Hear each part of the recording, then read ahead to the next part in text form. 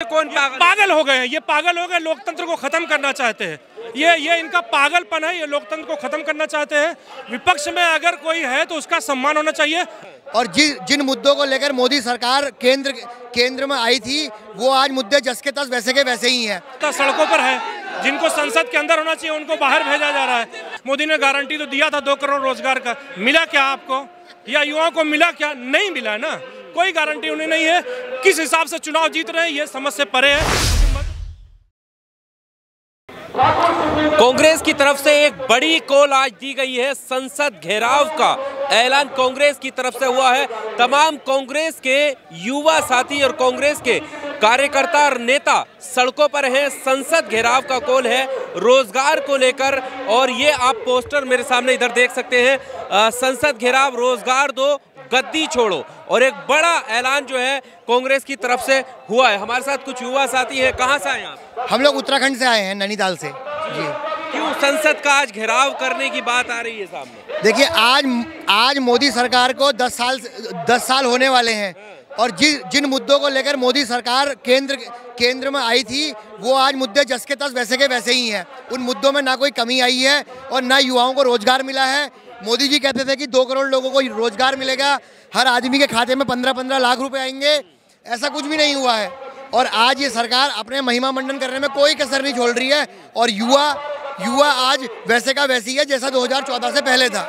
आप देख सकते हैं, बदलाव कुछ नहीं आया, अच्छे दिन कुछ नहीं आए। आप देख सकते हैं, अच्छे दिन आए होते तो इतने युवा आज सड़कों में क्यों होते? अगर अच्छे दिन आए होते तो युवाओं के साथ न्याय होता, उनको रोजगार मिलता और देश में शिक्षा की और रोजगार की बात होती। पर ये निकलकर सामने आ रहा है कि पिछले 3 राज्यों की हार की वजह से कांग्रेस बौखला गई है और सड़कों पर है।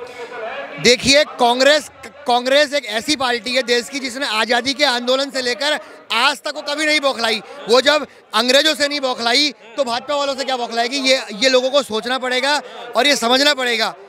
आप देखिए, 3 राज्यों के चुनाव हुए, ये सही बात है कि हम वहाँ चुनाव हार गए, लेकिन आप वोटिंग परसेंटेज देखेंगे तो कांग्रेस का वोटिंग परसेंटेज बीजेपी से कहीं ज़्यादा है। अब बीजेपी ने सत्ता के प्रभाव में कहीं ना कहीं चुनाव को प्रभावित करने का भी कार्य किया। मोदी की गारंटी के आगे कांग्रेस फीकी पड़ जाती है चुनावों में। देखिए, ये सब कहने की बातें हैं। अगर ऐसा होता तो मोदी जी बहुत ज्यादा वोट लेके आते 3 राज्यों में, लेकिन कांग्रेस ज्यादा वोट लेके आई है। तो आप इधर देख सकते हैं, ये युवाओं का जो जनसैलाब है वो उमड़ रहा है, और ये संसद की तरफ बढ़ रहे हैं। संसद घेराव का आह्वान किया गया है। ये देखिए, यूथ कांग्रेस की तरफ से, और तमाम यहाँ पर जो है लोग आगे बढ़ रहे हैं, और अलग ही जोश के साथ ये युवा कांग्रेस के जो लोग हैं वो सड़कों पर उतरे हुए हैं और विरोध प्रदर्शन कर रहे हैं बेरोजगारी, महंगाई को लेकर। और ये बता रहे हैं कि 10 साल होने को आए हैं सरकार को, और अभी तक जो स्थिति है वो जस की तस बनी हुई है। जो वादे प्रधानमंत्री मोदी ने सत्ता में आने से पहले किए थे, वो वादों पर प्रधानमंत्री मोदी और मोदी सरकार जो है वो काम करती हुई नजर नहीं आ रही है। और आज ये संसद घेराव का ऐलान के साथ जो है पूरे यूथ कांग्रेस और कांग्रेस के तमाम कार्यकर्ता सड़कों पर हैं। देश में जो मोदी ने गए 5-7 साल में, जो 10 साल में जो हड़कंप मचा दिया है, उनके खिलाफ एक युवा हड़कंप मचा दिया है। हाँ, हड़कंप मचा दिया है। हड़कंप, बेरोजगारी का हड़कंप मचा दिया है, महंगाई का हड़कंप मचा दिया है। न्यू इंडिया का हड़कंप नहीं है? नहीं, बिल्कुल नहीं है। कहाँ है न्यू इंडिया? गांव के कस्बे में जाओ, देहातों में जाओ, वहाँ पे युवाओं के जो, वहाँ के लोगों के जो हाल हो रहे हैं वो देखने को मोदी को टाइम कहाँ है? मोदी अपने खुद के बंगले में बैठ के, मोदी अपने खुद के बंगले में बैठ के यहाँ से देखते रहता है। बाकी गांव में बहुत जो अस्वस्थता है वो मोदी जी को कहीं दिख नहीं रही है। अच्छा, हाँ। तो अभी क्या मुद्दे हैं? अभी क्या संसद घेराव ये जो हार की वजह से बौखलाई हुई है सरकार कांग्रेस? नहीं, बिल्कुल बौखलाई नहीं है। हार वार चलते रहता है। आपने देखा होगा 3 राज्यों के चुनाव के जो नतीजे हैं, 4 राज्यों के, उसमें कुल 10 लाख वोट बीजेपी से ज्यादा कांग्रेस को मिले हैं। जनाधार तो हमारे साथ ही है। हाँ, रणनीति में हम हार चुके होंगे, जरूर हार चुके होंगे, लेकिन जनाधार कांग्रेस के साथ पक्का है। मोदी की गारंटी के आगे फेल नजर आ रहे हो? बिल्कुल, मोदी सबसे फेल हो चुके हैं। कांग्रेस ही आगे आने वाला भविष्य है। ये 4 राज्यों के चुनाव में जो भी हम हार चुके हैं, तो भी आने वाले लोकसभा के चुनाव में इस देश में इंडिया अलायंस का पीएम बनने वाला है, और मोदी जी पूरी तरह से हार जाएंगे। 200 के अंदर सीट मोदी जी को मिलने वाली है। चलिए, एक और तस्वीर हम आपको दिखाते हैं, इधर आइए। ये तस्वीर हम आपको दिखाते हैं। यहाँ पर आप देखेंगे युवाओं के हक में IYC दिल्ली चलो संसद घेराव और पोस्टरों के साथ यहाँ पर प्रदर्शन हो रहा है। कहाँ से आए आप? महाराष्ट्र से। महाराष्ट्र से। चलिए कोई बात नहीं। आप कहाँ से आए सर? मैं महाराष्ट्र से हूँ। महाराष्ट्र से जी। क्यों जरूरत पड़ी संसद घेराव की? अब संसद अगर बावरी हो गई तो क्या करना पड़ेगा? आज देखिए, आवाज उठाने पे हमारे सांसदों को निलंबित किया जा रहा है। विपक्ष विहीन करना चाहते हैं तो उसके लिए सड़कों पे तो उतरना पड़ेगा ना। एक ही रास्ता है, जनता सड़कों पर है। जिनको संसद के अंदर होना चाहिए उनको बाहर भेजा जा रहा है। इसलिए आज यूथ कांग्रेस के लोग और तमाम लोग आए हैं यहाँ पे कि अपनी आवाज बुलंद करने के लिए। लोकतंत्र में ये हमें अधिकार दिया गया है, इसके लिए हम इसके लिए खड़े हैं। पर ये कहा जा रहा है कि कांग्रेस बौखला गई है हार की वजह से। देखिए, बौखलाई कहना ये लोकतंत्र का अपमान होता है। ये पागल हो गए हैं भारतीय जनता पार्टी जीतने की वजह से। ये घमंड में जीतने की वजह से कौन पागल हो गए हैं? ये पागल हो गए, लोकतंत्र को खत्म करना चाहते हैं। ये इनका पागलपन है। ये लोकतंत्र को खत्म करना चाहते हैं।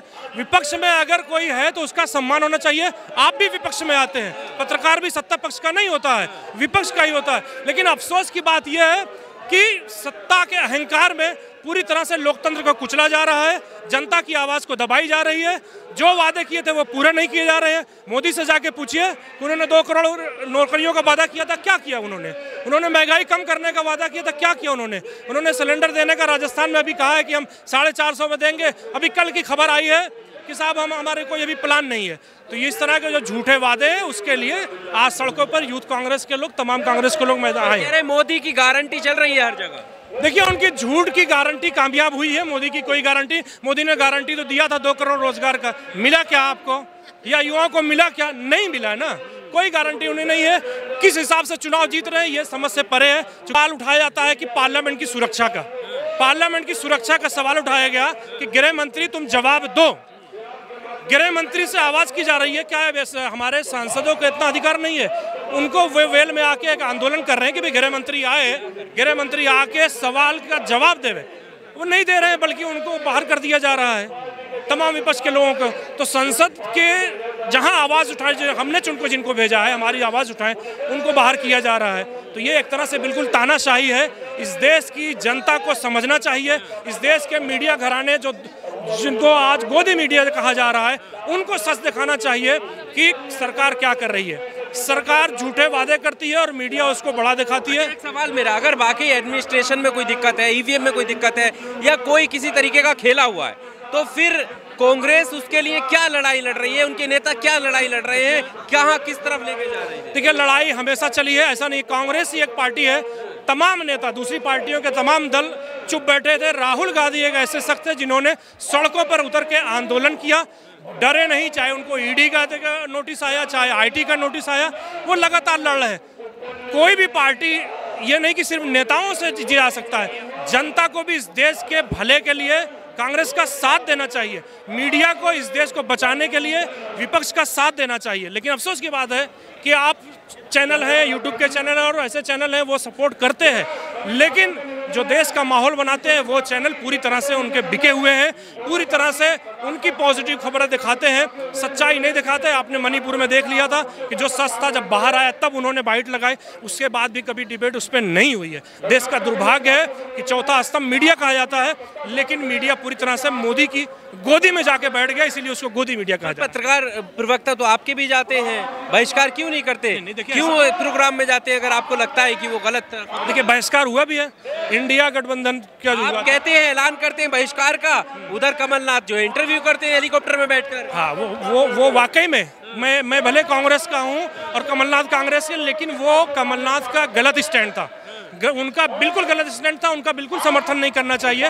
वो कमलनाथ, अगर कांग्रेस पार्टी इंडिया गठबंधन ने उनका बैन किया था तो कमलनाथ को अपने हेलीकॉप्टर में कम से कम घुमाना नहीं चाहिए था, और शायद इसकी वजह से इतनी जल्दी उनको हटाया भी गया। मैं समझता हूं कि जीतू पटवारी को फौरन अध्यक्ष भी बनाया गया। एक आखिरी सवाल मेरा, अब ये 2024 को लेकर आपकी क्या तैयारी है, क्या लगता है? देखिए, 2024 का तो एक तरह से बिल्कुल बच चुका है और हम जनता के लिए उतर रहे हैं, जनता के साथ उतर रहे हैं, जनता के बीच में जा रहे हैं कांग्रेस पार्टी।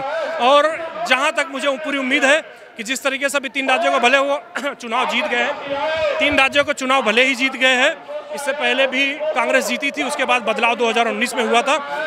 2024 में आम चुनाव होगा और पूरे देश का चुनाव होगा। लगातार इंडिया अलायंस की मीटिंग हो रही है, लेकिन तय नहीं कर पा रहे हैं कि चेहरा कौन हो। नहीं, चेहरा देखिए, कल ही प्रपोजल हुआ, कल ममता जी ने प्रपोजल रख दिया कि भाई खड़गे जी का नाम आगे किया जाए। मुद्दा देश है, प्रधानमंत्री का पद के लिए बहुत अच्छे लोग हैं, ऐसा नहीं है। जब मोदी के लोग कहते हैं कि मोदी नहीं तो कौन, मोदी नहीं तो कौन, जब कोई कहता है ना तो वो एक्चुअली में वो देश का अपमान कर रहा होता है कि क्या देश में काबिल लोग नहीं है। मोदी कल को उनकी उम्र पूरी हो जाएगी तो क्या देश में प्रधानमंत्री नहीं रहेंगे?